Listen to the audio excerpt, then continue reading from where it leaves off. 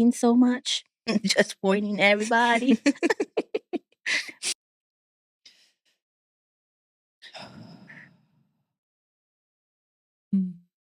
That was our breathing exercise. I almost forgot the wording again. Which we should all be doing before we start the episode, ladies. Yes, I didn't hear anybody else except only me and CEO.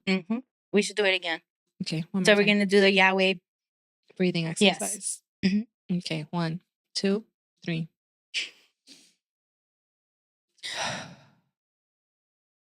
I heard that. That feels good. Them. Okay. All right. Are you ready for today? I'm ready. Today, we are going to get into the Becoming Her series, part 2, episode 2. And today, the name of this episode is Motherhood Unfiltered, the glory and the grits. This is going to be such a beautiful episode. I already feel it. We all feel it here in this room. And we hope that everything that we talk about today, everything that we discuss, is as edifying as it is for us in our lives and also for you. We are going to get into the deeps of motherhood on how beautiful it can be, but also how messy and exhausting it can be as well. And we just want to basically pull back the curtain and just be real and raw on what it is to raise little tiny human beings and also being able to recognize the woman that you are, the woman that you are becoming. Yes. And that we were created, believe it or not, to do it all and handle it all according to Proverbs 31. So stay tuned. This is episode number 2. CEO and Melanie, breaking it down with grace, healing hearts, lifting souls in this sacred space. From faith to the mind, they will guide you through. God's love is the answer, and the love is true. Now hit that like, don't let it slip by. Subscribe to the channel, let's reach for the sky. Drop a comment, let us know what you feel. Join the fam at the pause, we're keeping it real. As always, my name is Melanie, and this is Xiomara. Don't ask me why I did that. Well, that just made my Melanie so plain and boring. Sorry. Just put music in the background when you say my name. Say my name. Say my name, Melanie. Xiomara. And we're coming to you from the Pause Studios. Ding, ding, ding, ding, ding, ding, ding. The Pause Show. So for today, at this episode, for me, well, this whole series in general, I think it's very special and has such an important message for all of us as a group, as a whole, but just for us individually as well. And for me, becoming, as we get into this topic, as to this what this episode is going more into detail about, it's motherhood, right? And kind of based on what we discussed on the previous episode, for me personally, I know you have your own story from all of this, but for me personally, it's becoming a mom at a young age. Which I, like I said previously, it's something that a lot of women, I feel like, should really speak more about. You know, I've seen a lot of like a lot of podcasts and a lot of shows and a lot of videos in general of women speaking about motherhood, but I don't think I've seen so many of what it's like being the process of being a young mom. And it's not like about motherhood itself or how beautiful it is, but kind of like speaking about like the ugly side of it. Like what really was it like for you? And I thank God. I thank God that He has given me the boldness and the opportunity to speak on this. To speak on this today. Obviously, this is one of the times that I'm going to speak about it on the show. I know there's going to be many more episodes moving forward that I will be more open about this topic in general. But for today, I want to be able to discuss not so much of the good side and what kind of society tells you that you should be like as a mother, like always keeping it together, always holding it together, being that strong we know that this is what women were created to be, this strong Put together. person, put together person.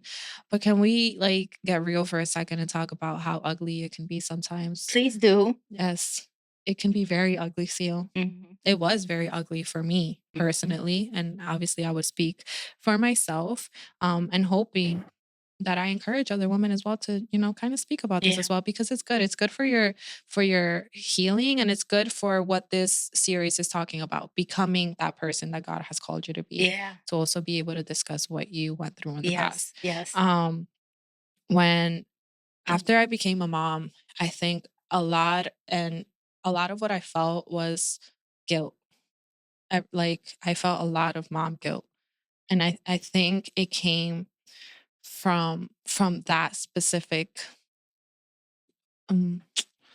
specifically from the part of like, okay, you're young, you just became a mom, but you haven't even gotten a chance to even know yourself as a woman. So while you were pregnant and you felt guilt, it was because why? Because of why it happened, or how it happened, how people made you feel, or how you felt. It's how I felt. When I think about it now, I think it was more how I felt. Okay. Than what people made me feel. Okay. I don't think I received a lot of judgment when I was pregnant. Okay. Because I didn't put myself in places to be judged. Okay. I stood at home. So what most of my pregnancy because of the grief that I was going through. Okay. I shut everyone out. Yes, I remember that. Yeah. So I didn't really like. I stopped going to school. Like I started being homeschooled. Like I completely shut myself off completely from the public, you could say. Yeah. To the point where I could even say that I was judged. And if I did feel judged, I think it was just more me In your judging head. myself. So you felt guilt because of why? Because the way that it happened was very, it was very, I guess you could say, Not traditional. yeah. So it's you in your own head. Yeah, it's me in my own head. Okay. All right. Of how it happened. Okay. But yeah. So then afterward, why? I felt guilt because of how I was of how I was treating my son. So it was mostly, it came from how I wasn't like, I put this thought into my head that I wasn't being a good mom. So I was definitely experiencing a lot of guilt after giving birth, and it really stemmed from the thought of like, I wasn't being a good enough mom, or I wasn't doing a good job. I think it just came a lot from the mindset of being still immature. Yeah. I was 16. I was going to say that you're 16. Yeah, I was 16. I was immature. I was not experienced in, I don't want to just say motherhood, because no one has ever experienced in motherhood. Yeah, even like once you have your like one, no matter how old you are, you can be in your 30s, 40s, 50s, 20s, it doesn't matter.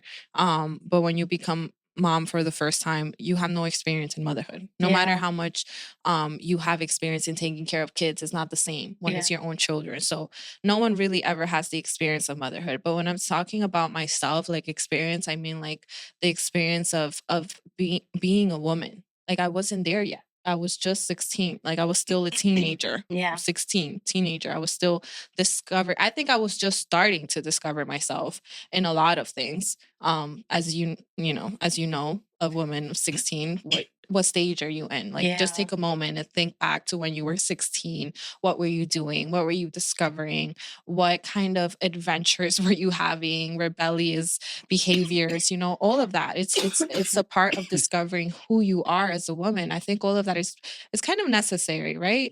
Do we go about it the right way? A lot of the times, no, probably not. But I think it still serves as a purpose, because in the process, you are discovering yourself. Yeah. And it's kind of like I closed the door on that. Like in that discovering myself as a woman, as soon as I became a mom, it's kind of like that door closed and I went down another route. And it was just a completely different route that I wasn't prepared for. I wasn't mature enough for. I wasn't experienced in it at all. And I was not proud of myself for how it happened. I wasn't happy with myself. So all of that, I think all of those emotions put together, they weren't positive ones at all. They were all negative ones. And so all of that really just brought a sense of like, I don't feel it. Mm-hmm. I don't feel like a good mom. In a way, I didn't want to be a mom. If I'm being completely Yeah. honest, I didn't. I spoke over it a lot. Before I even got pregnant, I always told myself and my parents, no, I'm never gonna get pregnant at 16. Like, that's never gonna happen. That's not gonna be me. Like, I just didn't want it. And then it did happen. And when it did, it came in the most unexpected and in a stage of my life that I probably didn't even want it even more. So it was like, it was all of that combined brought a sense of like, okay, once he was born, how am I treating this little human being is probably not the way that he deserved, Mm-hmm. and that guilt started building more and more as he grew up, because it was kind of like a rejection. I feel like even though from the moment he was in my womb, I feel like the emotions that you have as a mother, they feel that rejection. Yeah. They feel it. And so, that guilt started coming more and more as he got older, as he grew up. In a way, I discovered myself as a woman. I grew up with him.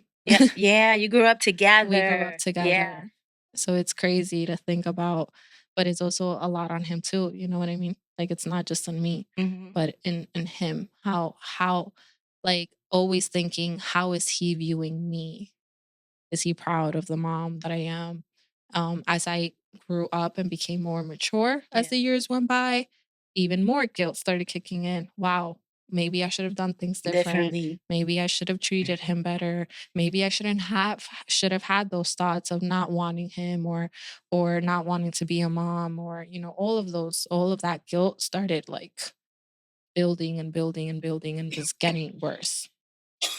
Definitely got a lot worse as he got older than even from the moment that he was born. I think it got worse instead of getting better. But is that's really sad, Mhm. because then you're not fully 100% in the capabilities that you have to be a mom, Mhm.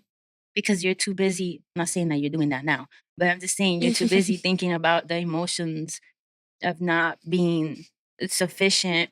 You're not okay. It's like you weren't present. Mhm. Mhm. So now you're trying to make up for it. Yeah. And now you have a daughter. Yeah. So now you're doing things differently. Yes. Double time. Mm.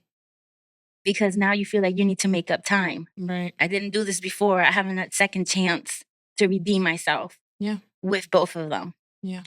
And I don't think your son, because he's so young, Mhm. I don't think he's going to realize what type of mother you were, Yeah, yeah. because he also doesn't have anybody to compare it to. Right, right. So for me, listening to you, I think you did your best with what I you have. knew. Yeah, What you I have. had. And you had the support of your family, Mhm. which a lot of other No women don't have. Yeah. they really do this by themselves Yeah. at 16, 17. Yeah. And you were blessed with having a family that, That was I mean, I there. don't know how it was, but No, it was good. okay. It was good. Okay. It was I can tell you now that it was me. All of those emotions, all of that guilt, all of those feelings really came from me. All of that judgment really came from me. I don't really think it came from anyone else. And if it did, I don't think it surpassed what I was thinking about myself. I don't Okay. think it was bigger than what I thought about Okay. myself. It was really all me. I admit that, and I can say that now. But it's because, I know who I am now. I know how God sees me. And there was one time that he spoke to me about that. No Oh. one knew what I was going through, and someone came up to me. I'm not gonna say any names, but someone came up to me and she spoke to me and she said, God is telling you today that you were a good mom, you are a good mom, and you will be a good mom. And that was when I had Camila. Yeah. So And even in that, God is watching. Yeah. And approving of. Yeah. So that was the moment for me to that's actually when I started the whole healing process of this part of being a mom. because that was something that I kept clinging on to, not forgiving myself. I think before anybody else, I needed to forgive myself. Okay. That, like you just said, I did the best that I could with what I had and every time I speak to someone about this, something that they always tell me is, but you didn't do such a bad job. Like Jaden is such a good human being. Yes. So I'm like, so I'm like, yeah, like it, I just needed to have grace over myself. And I share this because I know that there's a lot of women out there that feel that guilt as well. I think it's very like common for a lot of moms to and more for young moms out there that kind of like, okay, did I do it the right way? Was it the way that it was supposed to be? Or a lot of people, the way that they do it is, like you said, very traditional, the way that it should be. Or just you being a mom in general, you tend to feel that guilt of like, could I have done better? Could I have been a better mom?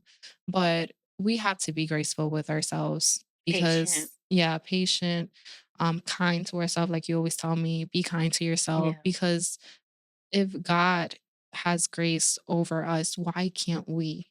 Especially through motherhood. It's, it's not an easy job. It's not. It really isn't. You're raising a whole another human being. Sometimes we can barely raise ourselves.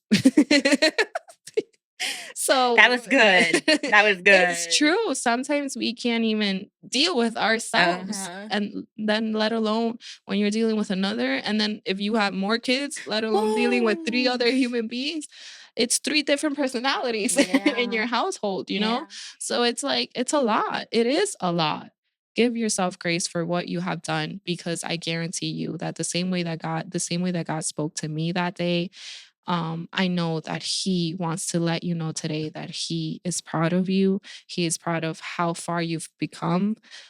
He is proud of the mom that you were, that you are, and that you will be moving forward.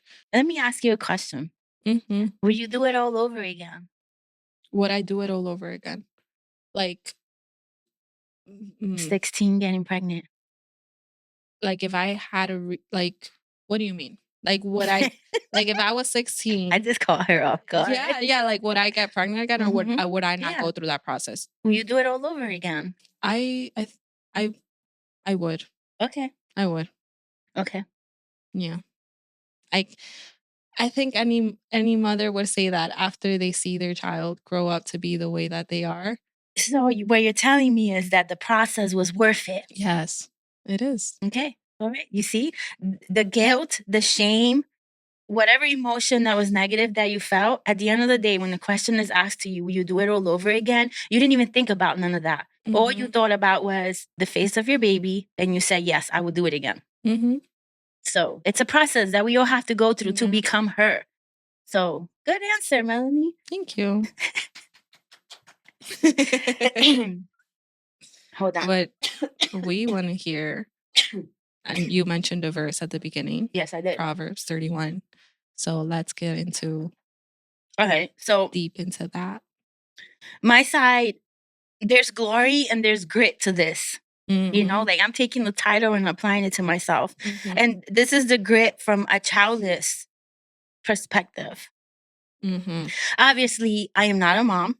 And sometimes when my circle of friends gather, which most of them are all mothers, and they start sharing their stories about their children and the shenanigans and the little things that they do, I will listen attentively and I will laugh, and I enjoy listening to these stories. And sometimes I ask, well, how's your son doing? How's your daughter? How's my bestie doing? Like I try to invest myself in part of that person's life, right? So this is the part where I said last week that when I mean we, I say single women, we feel unseen. And this is the grit of it, because I don't have a marriage or children. Sometimes conversations seem to lack. Yeah. It seems to go like just one-sided. And the same way that I'm asking you about your life, your children, your marriage, us single women, Ask us. I think I mentioned this before, but I'm going to mention it again, right? Ask us about our life. Ask us about our career. Ask us about if we have any relationship, any, somebody pendiente, how we say in Spanish or something. And you might say, you can't ask me about children, but I do have children. You know what my children are? The projects that I'm doing, that I'm embarking on. Ask me about that project. And sometimes I feel because we don't have that, responsibility of a family home, we're dismissed. Yeah. Like, all right, you don't have a lot to worry about. You don't have a lot to do. And even in this, us single women, we're perceived differently. Yeah. Even in the simplest, you think this is simple, but it's not simple. Even in this, you think that we're free, that we have all the time in the world, that we're free birds, that we're carefree. No, ma'am. No, ma'am. Please don't do that to us. Do you see how much everything costs in this world? When you're in a family, you have two incomes coming in. When it's a single person, it's only one. It's only one. So for us single people, you might think that it's easy for us. But I feel like the struggle, we're all struggling. Right. And I think we're on the same balance. Yours probably perhaps is a physical baggage that you have because you have a lot of children, you have your husband, and you have a lot of hats that you need to put on. Yeah. For us single women, we have the emotional baggage of what if, why not, when is this going to happen, how is this going to happen, and why hasn't it happened yet? It's emotional labor. It's emotional for us. Yeah. And I think that we need to be aware of everyone's season in life. We're on the same balance, but with different struggles. And don't dismiss one another. This is the grit when it comes to us single women. We are unseen. We're dismissed some of the times as well. Right. There's no celebration for us. You know what I'm saying? Yeah. There's celebrations for everything else. But our celebration is the projects that we do and we're successful in. Our celebration is graduating from somewhere, passing a test, anything that it doesn't have to do with family. Your celebration is mostly always family, which we all enjoy and we celebrate. We go to each other's birthdays. We go to anniversaries. We go to marriages. We go to engagement parties. We go to bridal shower. And you know what I was thinking when I was doing this? I'm like, why can't I do a single shower? Give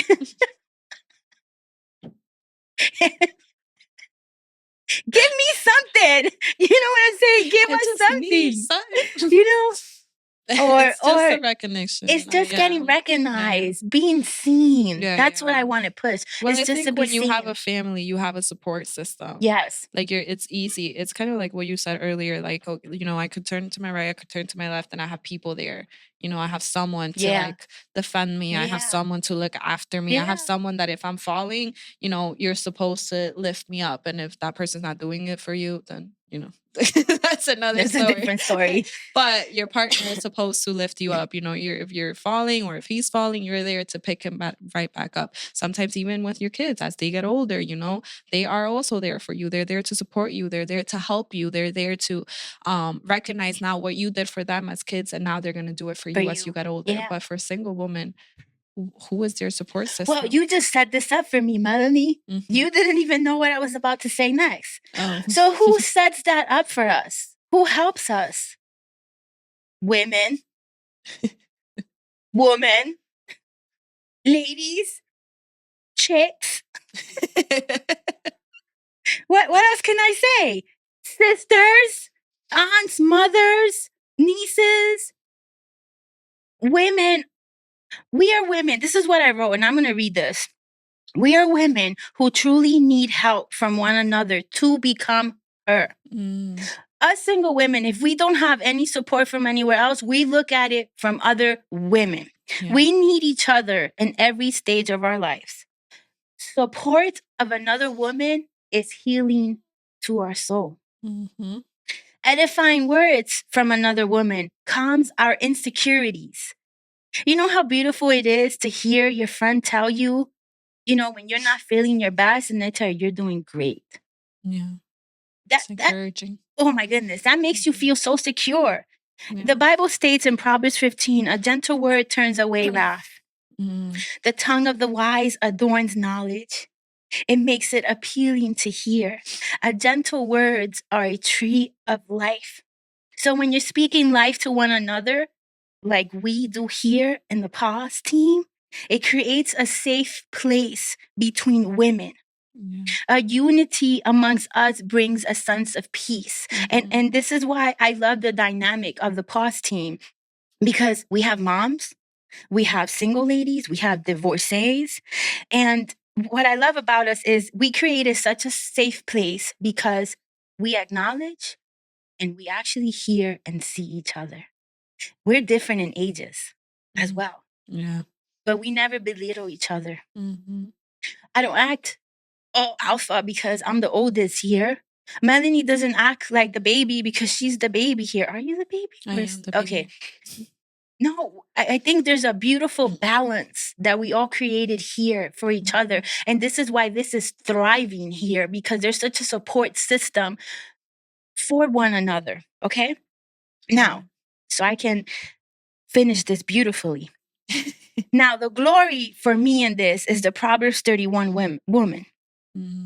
Okay. Because we all study Proverbs 31, right? Right? Right? Are we sure? Are we sure? Because Proverbs 31 woman encompasses all of us. And if I was to ask you, I don't want you to tell me. Okay. What do you visualize when you hear Proverbs 31 woman? No, don't tell me unless you want to say it, but I don't want Okay. What do you think about when I say Proverbs 31 woman? I'm hearing it. Okay? Okay? Take it in. Okay. Whatever you're thinking, it is way more than that. Because God took his time in making us. Now, I cannot move on from that unless I read you Proverbs 31. The amplified version of this. Okay. When I started to do my study on this, I was like, God, you are amazing. Yeah. Okay, that's all I'm going to say right now. Proverbs 31. If you have it, go with me. Proverbs 31. We're going to go to starting from verse 10, and we're going to go all the way down to verse 31. And we're going to go fast in this, okay? But as I'm reading it, I want you to understand what Proverbs 31 woman is. It's more than just, I don't even want to say what you guys probably are thinking. Here we go. An excellent woman. One who is spiritual, capable, intelligent, and virtuous. Who is he who can find her? Who is he? A man is not going to be able to find this woman unless he brings the same level as this woman. That's why I said, who can find her? Her value is more precious than jewels, and her worth is far above rubies and pearls. That enough right there should tell you where we are. Pearls. Where we are, ladies, okay? The heart of her husband trusts in her. He is secure and confident in her. He will not lack or gain. This is what it says that we do. She comforts, encourages, and does him only good and not evil all of the days of her life.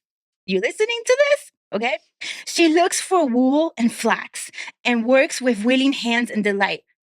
We're using our hands now. Not only do we have wisdom and we make our husband confident and at peace, we're working with our hands now, because it says that this woman, I want you to think of this woman back in the days, not the woman now. Yeah. The woman that when they wrote this, they were speaking about. So it says that she works with her hands. She is like oh my God, she is like the merchant ships, abounding with treasure. We have that inside of us. She brings her house food from far away. So that means that she not only works with her hands, Melanie, she also goes out and she gets food for her house. Okay? She rises also while it's still nighttime and gives food for her household and assigned tasks to her maid. So she goes get food. She comes back. She makes it. She gives orders. right? Mhm. Are we good? Are we good there? She considers fields before this is my favorite one. She considers a field before she buys or accepts it. Mm. What does that mean, Melanie? She goes out and buys land. She, the woman in this verse, is a businesswoman. Mm. She is not only a woman that tends to her household, but it says here that she expands her business prudently. Mm. She goes out and she buys land. With her profits, she plants fruitful vines in her vineyard. She equips herself with strength, spiritually, mental, physical fitness for God-given tasks. It makes her arms strong. She sees that her gain is good. Her lamp does not go out, but it burns continually through the night. She is prepared for whatever lies ahead. She stretches out her hand to the distaff, and her hands hold the spindle as she spins wool thread for clothing. She opens and extends her hands to the poor, and she reaches out her filled hands to the needy. She does not fear the snow for her household, for all her household are clothed in expensive scarlet. She makes herself cushions and rugs. She's a seamstress as well. She's a cook, a seamstress, A business. as businesswoman. And if you keep reading the whole thing, it tells you that she opens her mouth with wisdom. She's skillful when she speaks. She teaches with kindness on her tongue. She gives great instruction. She looks well for the things of her household. Her children rise up and they call themselves blessed by her. Her husband is praised by many people because of who she is. And it says charm and grace are deceptive, and beauty is vain. But a woman who fears the Lord shall be praised. Mm-hmm. Proverbs 31 woman is that woman. Mm-hmm. That encompasses everything: business, seamstress, cook, take care of her household. Wise. What does that say to us? We can do it all. We were created to do it all. We have that DNA inside of all of us, Melanie. That's the Proverbs 31 woman. Mm. I love that. It is. It's beautiful. I think we all should do a study on this woman. Yeah. Yeah. I think when I was reading into this Proverbs, into this message and this whole chapter, it's definitely a beautiful way to get into how God sees us as women. Yeah. And we definitely invite you to get into reading that specific chapter. To all the women that are watching, learn from it and also take it in, take every word in, like CEO was kind of doing at the beginning, reading it and also taking it in into how it makes you feel as a woman and how God sees you as a woman. And as you do that, we are going to take a pause moment and we're going to go back and come back and talk about continue to end this spiritual part of it and then get into how we can advise you, what advice we can bring here from the pause show as to how you can continue becoming her. Yes. See you for episode number 2. Part 2. Part 2 Part of 2. episode 2.